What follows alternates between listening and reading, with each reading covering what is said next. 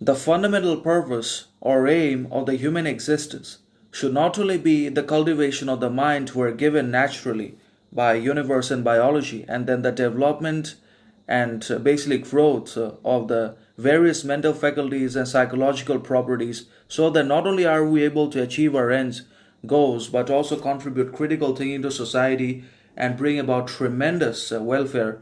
to society and take the nation to an entirely different level. That happens when we consistently cultivate the mind and evolve practically and obviously humanitarianly also in one way or another. But then again, it's also about basically a life that prioritizes dignity, depth, profundity, and significance over quantity, over wealth, riches, pleasure. Because the more comfort, validation, wealth we acquire, or we manage to seek, or we desire, the more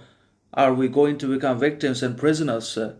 to it all. And obviously, all the things that we pursue, we have or we don't have, somehow, somewhere will become our masters and rulers, and we will always have to live being their slaves, even if we never really wanted to be that way. So, definitely, we should prioritize not only just life, but also a life which is based on and regulated by significance, philosophy, purpose, living rightly and righteously, and also a life that is in accordance not only with nature, wisdom, reason,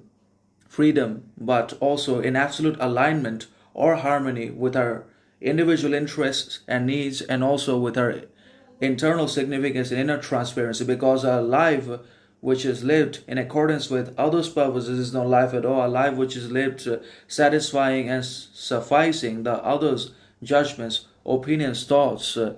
cannot be considered to be a dignified, profound, authentic sort of life at all, but only a slavish, enslaved, inferior sort of life. Because neither have we lived our purposes, nor cultivated the mind, nor fulfilled our expectations, nor extended our potential, nor enhanced our basically capabilities, but we sometimes live solely, obviously, in the wish, want, or the need for validation, attention, approval, and also in the other's image.